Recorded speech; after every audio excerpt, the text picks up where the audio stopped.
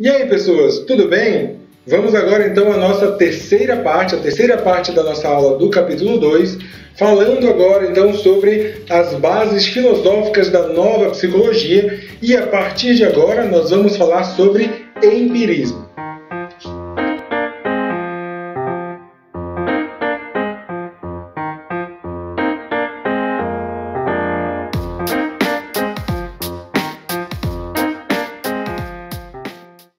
Em meados do século XIX, já terminava um longo período caracterizado por o que a gente chama de psicologia pré-científica. Além do mecanicismo, outro grande pensamento impregnava os caminhos filosóficos e as discussões na Europa, o positivismo, que cresceu e se fundamentou a partir do trabalho de Augusto Comte. O positivismo é uma doutrina que reconhece somente os fenômenos naturais ou fatos que são objetivamente observáveis. É uma teoria política, social e científica que postulou que a humanidade teria passado por dois estágios de desenvolvimento e, já no século XIX, teria entrado no terceiro e mais aprimorado estágio, o positivo.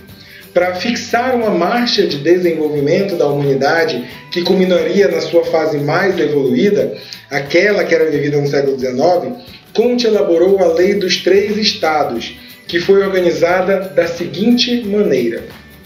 O primeiro estado é o estado teológico, momento primitivo em que os seres humanos procuravam respostas para os dilemas da vida em elementos sobrenaturais e irracionais, como a atuação dos deuses, por exemplo, seres místicos e forças sobrenaturais.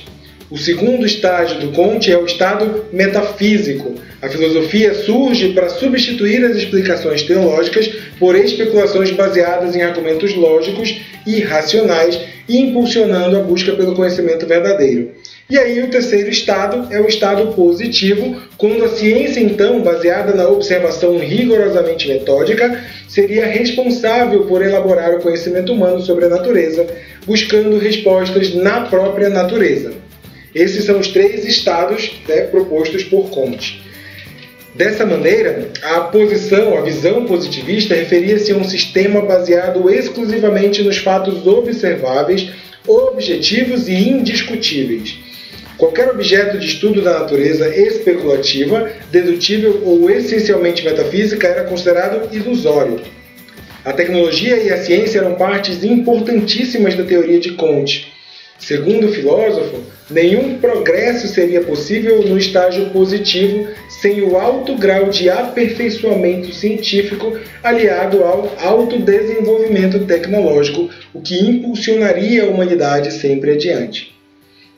As ideias de Comte foram tão respeitadas que se tornaram uma força popular dominante no zeitgeist da Europa.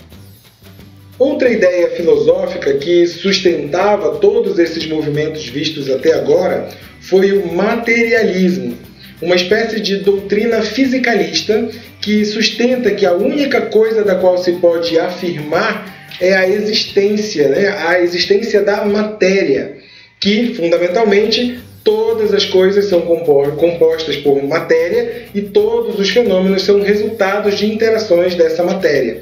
Que a matéria, então, é a única substância. O materialismo assegurava a possibilidade de descrição dos fatos do universo em seus termos físicos e sua explicação por meio das propriedades da matéria e da energia. Mas uma terceira turma de filósofos se preocuparam em descobrir ou discutir como a mente adquiria os conhecimentos. Esses, ao contrário da influência do racionalismo da época, afirmaram que todo conhecimento seria resultante da experiência sensorial. Surge o empirismo. Se na França Descartes criara e liderava um movimento motivado e aliado pela Revolução Científica, um novo método de investigação e de mensuração do mundo e da natureza atrai milhares de seguidores estudiosos na Inglaterra e se estabelece como um movimento filosófico bem diferenciado e, por que não dizer, contrário às ideias do racionalismo. Francis Bacon, também animado com a Revolução Científica, alertava para a necessidade de que as ciências naturais fossem embasadas em novas práticas científicas. Mas era necessário que as ciências se renovassem e buscassem outro método de adquirir conhecimento que fosse enraizado no próprio mundo ao qual ela se propunha a conhecer. A constante preocupação da época com o método é devido à sensação de que o método ensinado nas escolas estava errado. Essa sensação se fundamentava nas pesquisas que, apesar das exigências técnicas de uma física aristotélica, eram contestadas pela experiência. Surgem então as primeiras ideias, os primeiros ideais do empirismo. O empirismo é uma corrente de pensamento que manteve os ideais da antiguidade e se fundou com a força do que o Renascimento fez brotar no seu retorno à filosofia natural.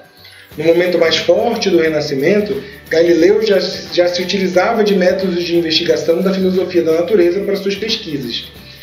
Para ele, a natureza revelava, por exemplo, revelava ao ser humano uma sensata experiência de que nada pode ser posto em dúvida. A natureza é o objeto próprio das ciências, pois é esta que as ciências procuram explicar. Portanto, só podem ser conhecidas, explicadas e compreendidas através da própria natureza. A experiência é considerada a revelação direta da natureza ao homem da verdade. Mesmo quando vemos um pedaço de madeira, por exemplo, imerso na água, no qual a imagem parece turva e quebrada, o erro não está nos sentidos que percebem a realidade dessa forma. O erro está no pensamento que ignora o fato de que a imagem tem uma refração ao passar de um meio, ou seja, da água, para outro meio, o ar. Contudo, nesse momento, tal pensamento não consistia no empirismo como corrente científica. As ciências ainda estavam num momento de origem. O empirismo tomaria consistência mais tarde lá na Inglaterra, que criticaria a primazia da razão e afirmaria a sensação como base da certeza do conhecimento. A Inglaterra, nas primeiras décadas ali do século XVII, vai se fortalecer com um novo método de fazer filosofia. Seus pensadores questionavam a primazia da razão cartesiana em nome da importância da experiência. Apoiados também na matemática como instrumento de pesquisa, esses pensadores empíricos baseavam seus estudos na observação dos fenômenos da natureza através de dados fornecidos pelos sentidos, construindo assim uma nova visão de mundo e de ciência diferente daquela predominante no resto da Europa, influenciada pelo racionalismo cartesiano. Contudo, esse movimento não nasce de uma forma muito organizada. Seus primeiros pensadores, bastante influenciados pelo racionalismo, começaram com fundamentações de suas teorias que muito se aproximavam das concepções cartesianas. Aos poucos, eles foram se fundamentando na matemática, na física e na filosofia da natureza, para então questionarem o racionalismo em favor da experiência. Isso porque a filosofia já havia se separado da ciência. Desde a antiguidade, a filosofia era a única forma de conhecimento. A filosofia significa, então, como a gente viu, amor pelo saber. Mas a palavra saber, a palavra sofia, não seria então limitada apenas a um conhecimento teórico que vem a ser o das ciências, mas a um conhecimento do homem de si próprio e de seu lugar ao mundo. Scientia já é uma palavra latina derivada do termo scire, saber, conhecer. No mundo grego, esse processo de saber, de conhecer, era pertencente à Sofia. Assim, a ciência era o fazer da própria Sofia. Mas a partir da Idade Média, esses termos vão se separar. A criação da física, a partir da matemática como uma ciência independente, separou o conhecimento. A física era o retorno do estudo da physis e o retorno do estudo da natureza como um estudo autônomo da filosofia. Até a Idade Moderna, todo e qualquer questionamento era discutido no campo da filosofia. Com o auge das novas ciências, a realidade foi se fragmentando, passando cada aspecto a ser estudado por uma área específica de pesquisa. Dividem-se assim as ciências da natureza e as ciências humanas. Assim, o estudo da natureza passou a ser exclusivo da matemática e da física, distanciando-se da filosofia. Mas a proposta do empirismo era o de unir essas duas vertentes numa compreensão filosófica da natureza, o que influenciou diretamente no advento da psicologia. Na Idade Moderna, graças aos trabalhos do filósofo inglês Francis Bacon, o empirismo começou a se delimitar tal como conhecemos hoje. O método utilizado até então não era sistemático. Embora recolhessem dados das experiências, essas informações eram capturadas ao acaso, sem o auxílio de um método rigoroso e sem construir um todo coerente. Tornava-se, portanto, indispensável obter-se um método que classificasse e sistematizasse as várias experiências e orientasse essas experiências no sentido de dar ao homem uma ciência útil. A partir das sensações, seria possível elaborar um conhecimento científico. Partindo desse princípio, Francis Bacon vai traçar as bases de uma ciência sistemática. Sua filosofia tinha dois objetivos: investigar as causas e produzir efeitos. O método deveria compor tanto uma parte especulativa como uma parte operativa. Francis Bacon acreditava que a natureza possuía uma finalidade principal e que a filosofia deveria descobrir e controlar essa finalidade em proveito do ser humano, prevendo as causas, conhecendo os fins e considerando essa relação como uma explicação científica. Em seu método, Francis Bacon faz uma releitura dos escritos de Aristóteles e uma crítica a eles. O método descrito por Aristóteles em seu Organum é falho. Francis Bacon escreve então um novo Organum e propõe uma nova ciência orientada para a técnica. Admitia, por exemplo, duas vias para o saber, ambas partindo de um mesmo ponto, os sentidos. Francis Bacon criticava todo o conhecimento que não fosse proveniente dos sentidos. O conhecimento só poderia iniciar se começasse do particular e nunca de outra forma. Assim, partindo do particular, o conhecimento poderia se somar e ser julgado em sua imutabilidade para alcançar axiomas gerais, porém medianos, conhecimento este mais geral, mais comum, ou até extrair esses axiomas e lentamente chegar a um saber geral, somente a partir do que a experiência revela. Esse segundo é o verdadeiro caminho das ciências. Em outras palavras, para Francis Bacon, o momento primordial para o conhecimento era a indução, pois dessa não passaria rapidamente do particular para o geral, o que ocorre, segundo ele, com a dedução. A gente vai ver isso lá com Aristóteles em Fundamentos. Considera-se Francis Bacon como iniciador do empirismo. Faltou-lhe, no entanto, a consciência crítica do empirismo, que foram aos poucos sendo conquistadas por seus sucessores. Um dos sucessores é Thomas Hobbes. Thomas Hobbes era também inglês e um estudioso muito dedicado. Aprendeu línguas clássicas como o grego e o latim, mas não gostava de ler os poetas ou os filósofos antigos. Dizia ter total aversão a Aristóteles e muito mais à filosofia escolástica. O racionalismo exerceu enorme influência sobre o pensamento de Thomas Hobbes. Ele traduziu, por exemplo, as obras de Francis Bacon para o latim, onde passou a conhecer o pensamento e as ideias iniciais sobre o empirismo. Assim, apropriando-se de algumas ideias de Francis Bacon, Thomas Hobbes aplicou-se ao estudo da sociedade e da política. Ele focalizou a sua filosofia no homem, com uma intenção prático-político e na razão, função que tanto os seres humanos quanto os animais possuíam. Contudo, a razão dos seres humanos era mais superior do que a dos animais.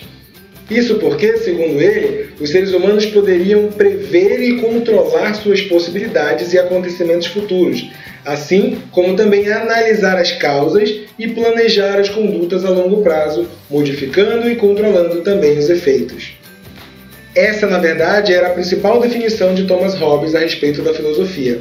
Para ele, a filosofia deveria ser o claro conhecimento dos efeitos a partir de suas causas e das causas a partir dos efeitos observados, para que dessa forma se pudesse prever os efeitos e tornar útil a vida humana, herança e influência clara do racionalismo. Dessa forma, para Thomas Hobbes, o ser humano só poderia se utilizar da filosofia para atingir a verdade através de raciocínios corretos, fundamentados pelas sensações. Assim, em seus estudos, ele começa definindo os termos e as noções que vai usar, preocupando-se em estabelecer um método rigoroso, segundo o qual manipulará as deduções lógicas provenientes da experiência, representada pelos acontecimentos passados na história. A lógica apresentada por Thomas Hobbes é nominalista e busca elaborar regras para o correto pensar. Para ele, todo estudo ou compreensão do pensamento deve se interessar pelo nome, ou seja, vai se interessar mais pelo nome da coisa do que pelo próprio pensamento em si.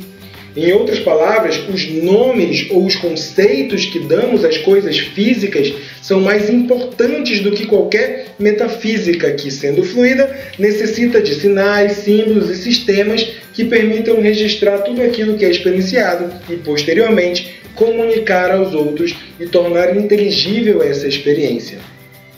Assim, o pensamento é a conexão dos nomes, sinais e símbolos forjados de forma arbitrária pelo homem, conforme regras estabelecidas convencionalmente por um sistema cultural. Contudo, esse nominalismo de Thomas Hobbes é fundamentado em sua crença empirista. Para ele, o nome ou o conceito da coisa expressa aquilo que aparece para nós enquanto observadores e não a essência da coisa observada. Ou seja, definir ou nomear algo não expressa a essência da coisa, e sim o que concebemos dessa essência, tal como ela nos é revelada. Mas para que seja possível se estabelecer uma linguagem ou uma comunicação, a razão precisa de elementos que tornem isso possível. Assim, Hobbes explica que o corpo, a experiência, é a única que pode tornar isso possível. O corpo ou a experiência é o elemento que permite que se possa estudar e investigar as origens do conhecimento. Assim, tudo que se conhece, todos os atos, todos os acontecimentos, só podem ser explicados pela razão mediante um processo que se inicia na experiência sensível. Dessa forma, a experiência fornece ao homem sensações que são imagens aparentes dos objetos físicos. A sensação, por sua vez, induz ao homem a designar ao objeto ou à própria experiência sensível um nome, uma proposição, um enunciado.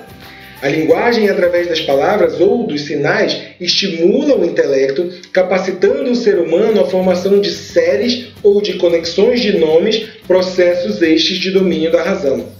Também como as sensações, as emoções são originadas da mesma forma.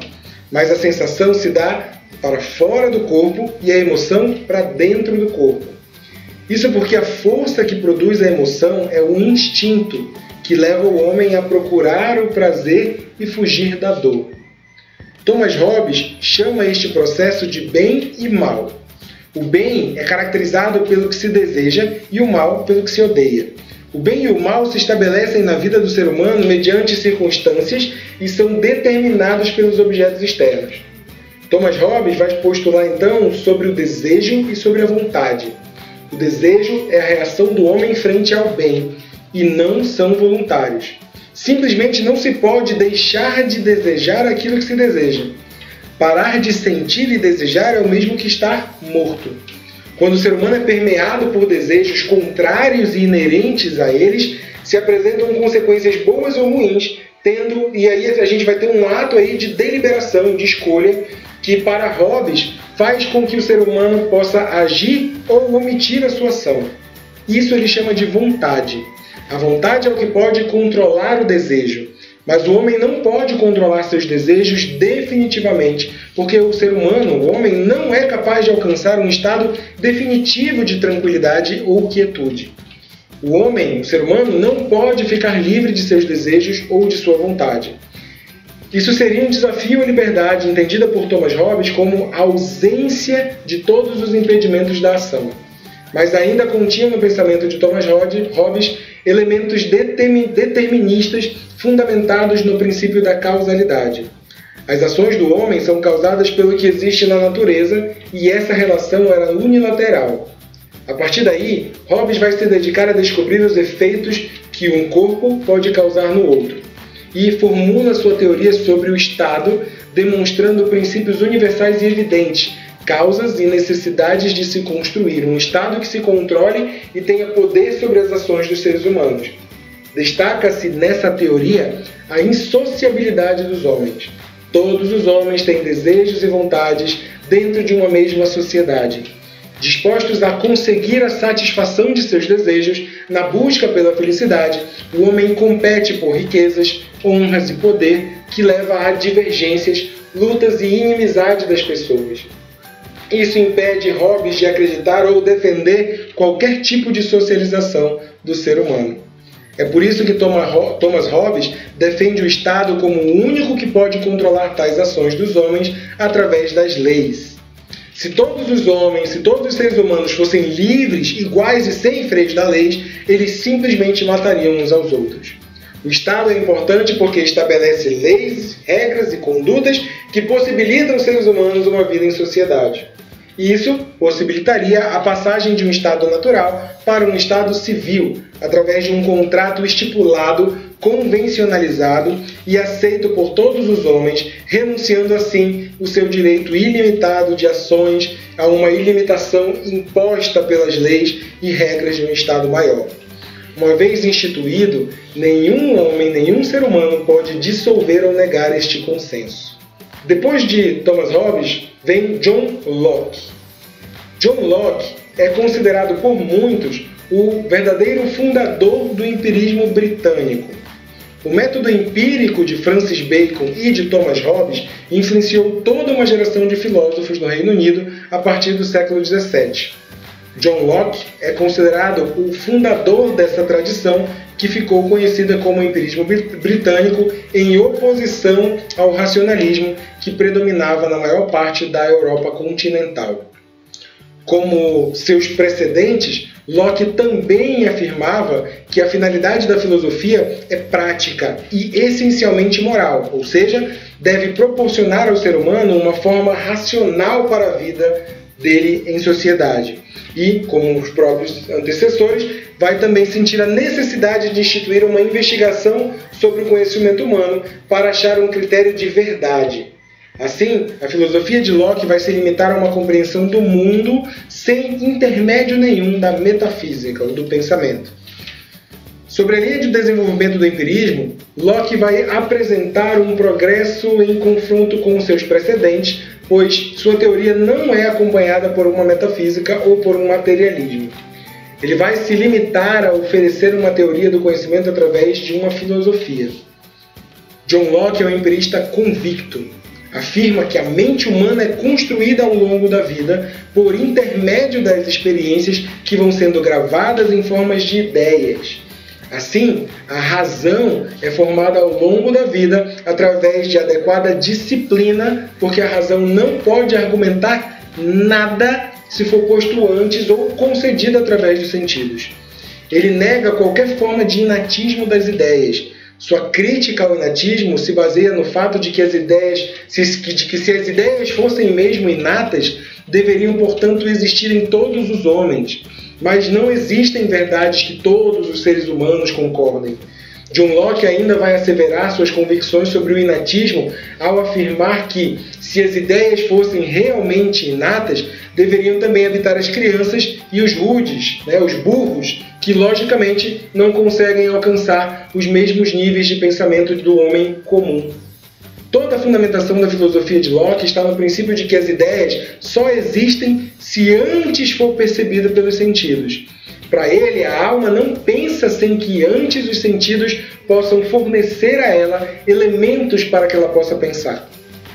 Isso é um processo e um exercício ao longo da vida do homem. Conforme ele vai agregando experiências e retendo suas ideias através do exercício da razão, aumentam-se as capacidades de pensar nas várias manifestações, compondo assim ideias e refletindo sobre si próprio e seu mundo. O pensamento é limitado pela experiência. Contudo, apesar de fornecer o material para o conhecimento, a experiência não é o próprio conhecimento. John Locke vai fundamentar o conhecimento como sendo derivado das ideias complexas e o divide em dois princípios fundamentais: o conhecimento intuitivo e o conhecimento demonstrativo. O primeiro, o conhecimento intuitivo, é aquele pelo qual eu posso reconhecer o acordo ou não de ideias em virtude delas mesmas, sem qualquer intermédio de outra ideia. Ela é imediata e evidente às próprias ideias. é o conhecimento certo das coisas. O conhecimento demonstrativo é mais mediado, recorrendo-se às ideias intermediárias a um raciocínio. É, portanto, um conhecimento provável através da atividade da razão. Esse conhecimento provável consiste em pensamentos e ideias que não se sustentam por si só e não conduzem às proposições certas, mas apenas oferecem um encorajamento para considerá-las verdadeiras mediante a probabilidade que se dá em conformidade de alguma coisa do conhecimento com a experiência e o testemunho de outras experiências pela qual se pode obter um consenso geral de todos os seres humanos. John Locke construiu sua filosofia fundamentada no pensamento como atributo da alma ou do espírito, mas que só podemos ter tais pensamentos ou ideias daquilo que sentimos, ou seja, pela sensação ou pela reflexão de coisas que nos afetam como seres humanos. A teoria de Locke foi toda fundamentada na materialidade das coisas. Toda qualidade sensível é subjetiva, ou seja, não pertencente ao próprio objeto e sim ao seu experimentador. Nega-se, portanto, todo e qualquer inatismo das ideias, porque tudo o que sabemos deriva dos sentidos. Todos os pensamentos e ações não são nada mais do que um reflexo daquilo que um dia percebemos ou sentimos na experiência. As ideias, portanto, não são inatas, não há nada no intelecto que não tenha passado antes pelos sentidos. E o intelecto é uma tábua rasa sobre o qual se escreve a experiência. Adquirimos as ideias por graus, aprendendo progressivamente e estabelecendo vínculos entre elas à medida em que assentimos os sentidos. Locke vai definir a ideia como aquilo que se encontra no espírito quando o ser humano pensa. Abre aspas. Chamo de ideia tudo o que o espírito percebe em si mesmo ou que é imediato objeto da percepção, do pensamento ou da inteligência. Fecha aspas. Mas John Locke não dava nenhuma garantia de que todas as ideias humanas sobre as coisas do mundo fossem exatas e legitimamente parecidas com as coisas reais, os objetos exteriores aos pensamentos, os quais eram representados. O ser humano não conhece o objeto diretamente, conhece apenas a ideia que faz dele. Assim, tomando o princípio de sua compreensão empirista, Locke procurou distinguir dois tipos de acesso à realidade: as impressões simples e as impressões complexas, que são geradas, respectivamente, por qualidades primárias e secundárias. E a razão é responsável pelas conexões possíveis que possibilitem uma união entre todas as impressões, tornando-se o guia de todo o saber, através das ideias, denominadas por eles de ideias de sensação e ideias de reflexão. No entender de Locke, a experiência é tanto externa quanto interna. A experiência externa realiza-se através da sensação e nos proporciona a representação dos objetos externos, como cores, sons, odores, sabores, extensão, forma, movimento, produzindo assim toda a ideia sobre sensação ou de sensação. A experiência interna realiza-se através da reflexão, que nos proporciona a representação das próprias operações exercidas pelo espírito sobre os objetos da sensação, como, por exemplo, conhecer, crer, lembrar, duvidar, querer, que nos dão ideias de reflexão. Nas ideias proporcionadas pela sensibilidade externa, John Locke distingue as qualidades sensoriais primárias absolutamente objetivas e, na interna, as qualidades sensoriais secundárias subjetivas. As qualidades sensoriais primárias são matéria, extensão, peso, forma, movimento e número das coisas, dos quais nossos sentidos reproduzem fielmente essas qualidades, sendo, portanto, objetivas, certas. Essas, inseparáveis do corpo, produzem no homem, no ser humano, ideias correspondentes que se aproximam a um real objeto observado. Delas derivam as ideias de sensação. Já as qualidades secundárias são, por exemplo, cores, cheiro, gosto, os sons, os sentimentos, que não são características das coisas em si, mas são uma reprodução de um efeito que essas coisas exercem sobre nosso sentido, sendo, portanto, totalmente subjetivas, não podendo se afirmar nada sobre elas. Dessas derivam as ideias de reflexão. Assim, as impressões constituem um material primitivo e fundamental do conhecimento, sendo concebida pelo contato externo e imediato da experiência. As impressões simples derivam dos sentidos e então há como se inventar ou produzir qualquer ideia simples que não tenha se derivado da experiência. As impressões simples dão origem às ideias simples, dos quais o espírito é passivo. As impressões complexas são posteriores e são concebidas da união das impressões simples pela razão e pelo intelecto, através da nominação ou da conceituação das coisas, não passando essas impressões de nomes que designam caracteres comuns aos indivíduos. Entretanto, são os nomes que designam uma ideia abstrata, isso é, uma propriedade semelhante em muitas coisas, tendo um valor essencialmente prático de auxiliar os homens a se conduzirem na vida. As impressões complexas são ativas, porque a razão ordena, combina, reúne, analisa as ideias, produzindo e reconhecendo relações entre as impressões simples. Assim, concebidas ou recebidas as impressões, o intelecto tem o poder de operar de vários modos sobre elas e transformá-las em impressões complexas. Essas impressões geram ideias complexas que formam combinadas as ideias gerais. Nesse ponto, Locke se liga ao que chamamos de nominalismo. No que se diz respeito à linguagem, Locke concorda com Thomas Hobbes ao reafirmar que esta surge de uma necessidade de comunicação do ser humano, constituindo-se de palavras e sinais convencionalmente estabelecidos por uma sociedade. Empregando-se esses sinais, ou a linguagem, supõe-se de que as ideias existem também em razão de outros seres humanos com os quais nos comunicamos. Assim, as palavras se tornam ideias gerais, aceitas e convencionadas por uma cultura em particular, que permite essa comunicação. Dessa forma, o geral e o universal não pertencem às coisas em si, mas ao intelecto humano. A razão que se utiliza das ideias gerais e universais para proveito da comunicação e do entendimento mútuo entre os seres humanos. A nominação que damos às nossas impressões e às ideias gerais não são as próprias coisas. Tais ideias gerais só correspondem à realidade mediante a semelhança que existe entre elas e as próprias coisas. O intelecto, a razão, nomina uma impressão, formando-se uma ideia geral de uma particularidade. Essa impressão é então entendida de forma geral a todos, mediante o seu próprio nome. Assim, as ideias gerais são nada mais do que a essência das coisas em si, mas não se representa em sua totalidade ou universalidade apenas por ter sido nominada pela razão. Locke quer dizer com isso que não se pode conhecer a essência das coisas, mas somente as essências nominais, somente os nomes. Através da linguagem, o ser humano atribui valores que permitem ao intelecto aprender, reconhecer e reproduzir o conhecimento. Esse não é nada mais do que a percepção do vínculo, seja de concordância ou de discordância entre as ideias. A verdade aí se encontra na concordância das ideias entre si e em correspondência com as coisas.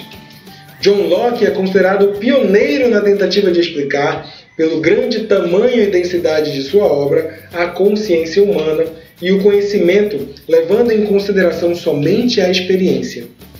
No entanto, em suas obras, Locke também escreveu sobre educação e política e desenvolveu ideias sobre religião, sobre moral e sobre ética.